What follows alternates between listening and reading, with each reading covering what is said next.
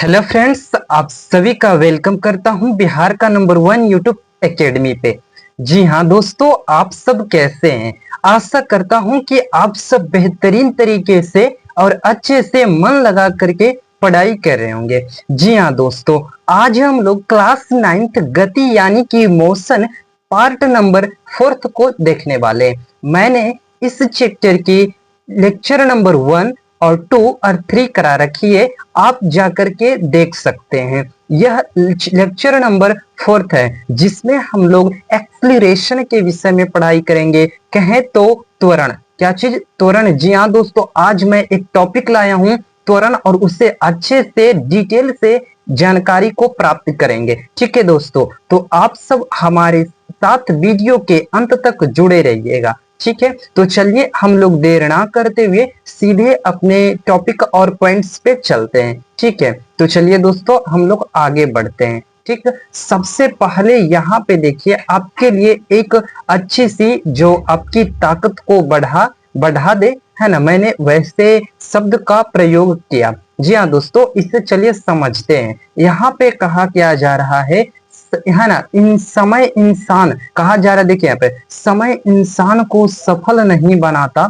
जी हाँ दोस्तों, समय जो है इंसान को सफल नहीं बनाता है, बल्कि समय का सही इस्तेमाल इंसान को सफल बनाता है। ठीक है, समय का हम यदि सही इस्तेमाल करेंगे और अच्छे से सदुपयोग करेंगे तो इंसान को सफल बनाता है। ठीक है, तो आप इस पर विचार कीजिएगा, है ना, इन पर चिंतन कीजिएगा और जरूर सोचिएगा। ठीक है, तो हम लोग आगे पॉइंट पे चलते हैं, है ना, पॉइंट पे डिस्कस करते हैं। यहाँ पे सबसे पहला जो हमारा पॉइंट्स है त्वरण। मैंने पहले ही बोला था कि आज की इस वीडियो में मैं एक्सीलरेशन के विषय में पढ़ाई करूंगा, यानी कि त्वरण। ठीक है, त्वरण को इंग्लिश में एक्सीलरेशन कहते हैं। मैं हिंदी और इंग्लिश दोनों बताता चलूंगा और आप लोग दोनों को सीखने का, समझने का प्रयास कीजिएगा, है ना, आप इसे याद कीजिएगा। ठीक है प्यारे दोस्तों, जी हाँ, तो चलिए त्वरण है क्या, है ना, त्वरण की डिफिनेशन समझते हैं। डिफिनेशन कहने का मतलब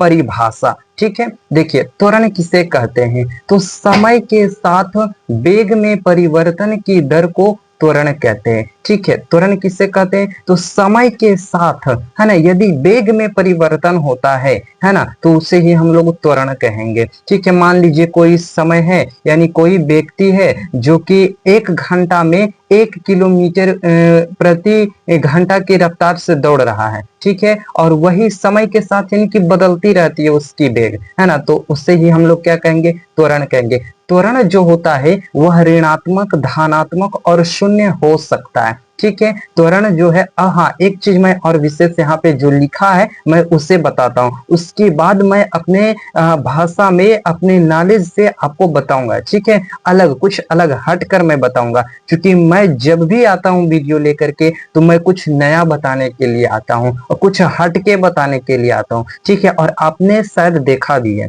ठीक है, तो चलिए हम लोग अभी यहाँ देखते हैं। देखिए यहाँ लिखा है है ना, ऋणात्मक त्वरण को मंदन या अवत्वरण कहते हैं। ठीक है, त्वरण किसे कहते हैं, मैं फिर से एक बार बताता हूँ। समय के साथ वेग में परिवर्तन की दर को त्वरण कहते हैं, और ऋणात्मक त्वरण को मंदन कहते हैं, या फिर उसे एक और भी नाम से जाना जाता है, क्या चीज, अवत्वरण। जी हाँ दोस्तों, क्या चीज, अवत्वरण, याद रखिएगा। ठीक है, और ऋणात्मक त्वरण क्या होता है, धनात्मक त्वरण क्या होता है, मैं आगे इसके बारे में डिटेल से जानकारी प्राप्त करूंगा। ठीक है, चलिए आगे बढ़ते हैं। ठीक है, तो यहाँ पे हमारी जो दूसरा स्टार्ट होता है, त्वरण से संबंधित महत्वपूर्ण तथ्य यानी कि बातें, है ना, त्वरण से संबंधित महत्वपूर्ण बातें या फिर तथ्य आप कह सकते हैं। ठीक है, तो पहली जो पॉइंट्स है वह है त्वरण एक सादिश राशि है। त्वरण एक कैसी राशि है, तो वह एक सादिश राशि है, और सादिश राशि किसे कहते हैं, जिसके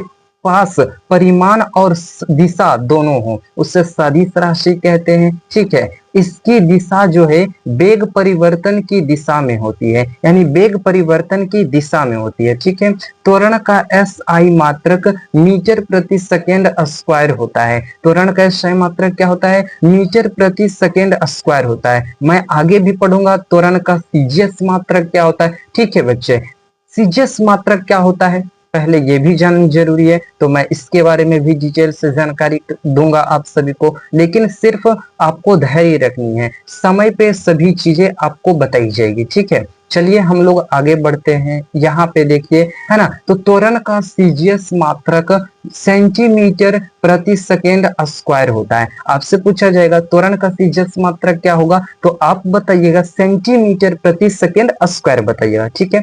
चलिए फोर्थ जो नंबर है ना, वो क्या कहता है, वेग समय आलेख की ढाल त्वरण का मान देता है, ठीक है। वेग समय आलेख की जो ढाल है वह त्वरण का मान देता है। अब हम समझेंगे, देखिए, है ना, कैसे क्या चीजें हो रही है। ये तो सिर्फ अभी लिखित रूप है ना। यदि आपको अच्छा से डिटेल से समझना है तो थोड़ी सी वेट करनी होगी, ठीक है, थोड़ी सी लेट करनी होगी। मैं प्रूफ करूंगा कि कैसे वेग समय आलेख जो है वह त्वरण का मान देता है ना। मैं बताऊंगा, सिर्फ आप धैर्य रखिए, ठीक है, हमारी बात पे विश्वास कीजिए। जो भी करा दिया जाता है इसे मन से अच्छे से पढ़ाई कीजिए, ठीक है, क्योंकि यहाँ पे अच्छे से डिटेल से पढ़ाई कराई जाती है। चलिए हम लोग 5वें नंबर को समझते हैं। यदि वस्तु का वेग समय के साथ बढ़ रहा है, यदि वस्तु का जो वेग है वह समय के साथ धीरे धीरे बढ़ रहा है, तो वह धनात्मक त्वरण कहलाएगा। क्या कहलाएगा, वह धनात्मक त्वरण कहलाएगा, ठीक है। चलिए हम लोग आगे बढ़ते हैं, ठीक है। हमारी जो 6 नंबर की पॉइंट है वह क्या कहता है, यदि वस्तु का वेग समय के साथ घट रहा है ना। समय के साथ वेग कहने का मतलब क्या चीज, चाल, है ना, जो हम लोग चलते हैं, ठीक है, उसी को ही कहा जा रहा है। तो यदि वस्तु का वेग यानी कि कोई व्यक्ति भी हो या फिर वस्तु भी हो, यूं कह ले, है ना, तो वस्तु का जो वेग है समय के साथ यदि घट रहा है तो त्वरण का जो मान होगा वह क्या होगा, ऋणात्मक होगा, ठीक है। हम लोग 7वां पॉइंट को देखते हैं। यदि कोई वस्तु एक समान वेग से मतलब कि गतिमान है, यदि कोई वस्तु एक समान वेग से गतिमान है, तेजी से है, तो त्वरण का जो मान होगा वह शून्य होगा। त्वरण का जो मान होगा वह क्या होगा, तो शून्य होगा, ठीक है।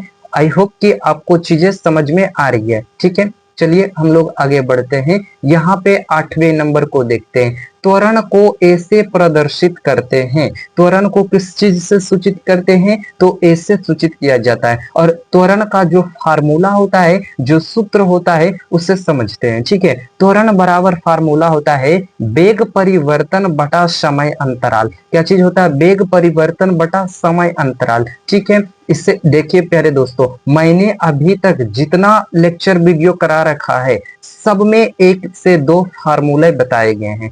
आप उसे अच्छे से याद कर लीजिएगा, ताकि मैं जब आंकिक प्रश्न को सॉल्व कराऊंगा तो उस समय आपको किसी भी प्रकार की समस्या नहीं होनी चाहिए, ठीक है। चलिए हम लोग आगे बढ़ते हैं। यहाँ पे आप त्वरण को कुछ इस प्रकार से भी लिख सकते हैं, सांकेतिक माध्यम से, ठीक है। यहाँ पे जिससे त्वरण को हम लोग ऐसे प्रदर्शित करते हैं, तो ए लिखा, है ना, मतलब उसके बाद क्या था, वेग परिवर्तन की दर, यानी कि वेग परिवर्तन, यहाँ पे जो मैं बता दूं, भी जो है आपका अंतिम वेग है और यू जो है आपका प्रारंभिक वेग है, और ये जो टी है आपका एक समय दिया गया है, ठीक है। मैं आगे इसे प्रूफ करूंगा, ठीक है। इनसे और भी कई फार्मूले बनते हैं और मैं आपको इस सभी इनसे मैं फार्मूले बना करके दिखाऊंगा, ठीक है। यहाँ पे लिख दिया गया है ना, ताकि आपको पता लगनी चाहिए कौन किससे सूचित किया जाता है। जैसे u जो है यह एक प्रारंभिक वेग है और v जो है यह एक अंतिम वेग है, ठीक है। चलिए हम लोग आगे समझते हैं। आगे दिया गया है समय को हम लोग t से सूचित करते हैं और s जो है यह तय की गई दूरी होती है, ठीक है। आगे बढ़ते हैं, हम लोग आगे देखते हैं। यहाँ पे त्वरण के प्रकार, क्या चीज है, त्वरण के प्रकार, जी हाँ दोस्तों, टाइप्स ऑफ एक्सेलरेशन, ठीक है। त्वरण के प्रकार, त्वरण के कुल 4 प्रकार होते हैं। जिस प्रकार से मैंने चाल के प्रकार पढ़ा, क्या चीज, टाइप्स ऑफ स्पीड, यानी कुल 4 प्रकार के, एक सामान्य चाल, असामान्य चाल, औसत चाल और तात्क्षणिक चाल पढ़ा। फिर मैंने क्या पढ़ा, वेग के प्रकार पढ़ा, पढ़ा ना, वेग के प्रकार, टाइप्स ऑफ वेलोसिटी जिसे कहते हैं, उनमें भी मैंने एक समान वेग पढ़ा है ना, जिससे क्या कहते हैं इंग्लिश में यूनिफॉर्म, क्या कहते हैं, यूनिफॉर्म वेलोसिटी कहते हैं, ठीक है। उसके बाद मैंने असमान वेग पढ़ा है ना, फिर औसत वेग पढ़ा, फिर तात्क्षणिक वेग पढ़ा, फिर मैं पढ़ रहा क्या चीज, त्वरण, त्वरण के प्रकार यानी टाइप्स ऑफ एक्सेलरेशन है ना, एक समान त्वरण, असमान त्वरण और औसत त्वरण, फिर तात्क्षणिक त्वरण, और इसकी सारी डिटेल से अध्ययन करने वाले हैं इस वीडियो में, ठीक है दोस्तों। और इसके साथ मैं इंग्लिश भी बताता चलूंगा, ठीक है। चलिए हम लोग देर ना करते हुए अपने टॉपिक्स की परिभाषा यानी डिफिनेशन को समझते हैं। यहाँ पे सबसे पहले जो बताया गया है, एक समान त्वरण बताया गया, ठीक है, यूनिफॉर्म एक्सेलरेशन बताया गया है। चलिए समझते हैं इनकी डिफिनेशन। कहता क्या है, समान समय अंतराल में वेग में परिवर्तन यदि समान होता है, समान समय अंतराल में यदि वेग में परिवर्तन एक समान होता है तो उसे हम लोग एक समान त्वरण कहते हैं, यूनिफॉर्म एक्सेलरेशन कहते हैं, ठीक है दोस्तों। आई होप कि आपको यह टॉपिक समझ में आ गई है। कुछ टॉपिक्स में नहीं है प्यारे दोस्तों, डिफिनेशन में कुछ भी नहीं है, क्योंकि यदि आप चाल की डिफिनेशन याद कर लिए तो आपका वेग भी क्लियर और त्वरण भी क्लियर, बस थोड़ी सी डिफरेंसेस है, कुछ अंतर है, ठीक है, और उन्हें आपको समझना है।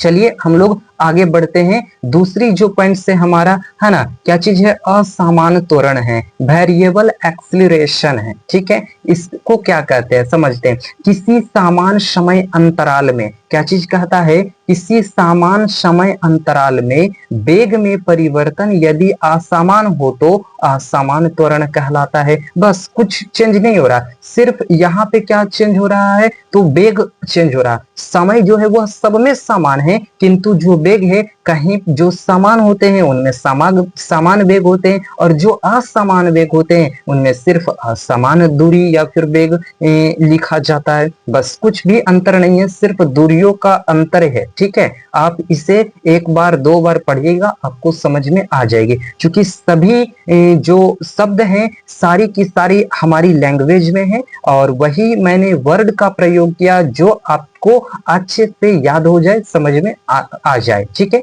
चलिए हम लोग आगे देखते हैं। तीसरी जो पॉइंट है हमारा, औसत त्वरण है, एवरेज एक्सेलरेशन इंग्लिश में कहते हैं, ठीक है।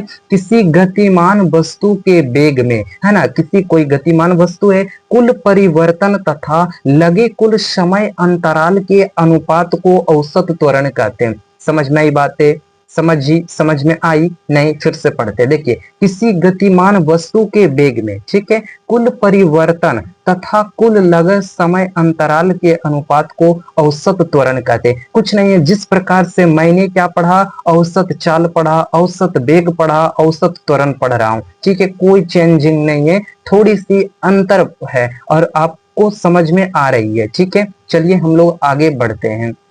यहाँ पे अंतिम जो है तात्क्षणिक त्वरण, जो कि आपके लिए नया है, ठीक है, लेकिन मैं पूरी कोशिश करता हूं कि आपको पूरी नॉलेज दूं, ठीक है, पूरी जानकारी, पूरी इंफॉर्मेशन दूं, ताकि आप आधा अधूरा जानकार ना रहे, पूरी अच्छी सी जानकारी को प्राप्त करें, ठीक है, जिसे इंग्लिश में क्या कहते हैं पता है, एन इंस्टेंटेनियस एक्सेलरेशन कहते हैं। क्या कहते हैं, इंस्टेंटेनियस एक्सेलरेशन कहते हैं, ठीक है। चलिए अब इसकी डिफिनेशन को समझते हैं। किसी गतिमान वस्तु, कहता है किसी गतिमान वस्तु, यहाँ पे थोड़ी सी मैं अच्छे से बताता हूँ, ठीक है। किसी गतिमान वस्तु के विशेष क्षण में, देखिए कोई दिक्कत है, कोई प्रॉब्लम नहीं, मैंने पिछली ही डिफिनेशन को लिया है ना। किसी गतिमान वस्तु के किसी विशेष क्षण में, छोटे से समय में अचानक त्वरण को तात्क्षणिक त्वरण कहते हैं। बस सिंपल डिफिनेशन है। यहाँ समय बहुत अल्प होता है, यानी कहने का मतलब सूक्ष्म होता है, बहुत कम समय के लिए आता, अचानक लगती है और तुरंत हट जाता है, तो इससे ये हम लोग कहते हैं तात्क्षणिक त्वरण, है ना, इंस्टेंटेनियस एक्सेलरेशन, ठीक है। आई होप कि आपको सारी चीजें है ना अच्छे से समझ में आ गई हैं। ठीक है, यदि वीडियो अच्छी लगी तो वीडियो को लाइक कीजिए, चैनल पे नए हैं तो चैनल को अवश्य सब्सक्राइब कर लीजिए, ताकि आपको हर एक पैनल पीडीएफ की जो भी पढ़ा दिया जाता है, आपको उन सभी पैनल पीडीएफ आपको रात को भेज दिया जाता है ना। यदि आप लेना चाहते, यहाँ पे विशेष जानकारी के लिए मैं बता दूं, एक भी रुपया आपसे नहीं लिया जाएगा। यहाँ पे सारी चीजें फ्री में आपको दिया जाता है ना। आप सिर्फ इस नंबर पे कांटेक्ट कर लीजिए, जुड़ जाइए, है ना। तो इसी नंबर पे है ना सारा पैनल पीडीएफ आपको भेज दिया जाता है। ठीक है दोस्तों, आपने हमारे साथ वीडियो के अंत तक जुड़ा रहा, इसके लिए मैं आपको दिल की गहराइयों से बहुत बहुत धन्यवाद देता हूँ। थैंक यू दोस्तों।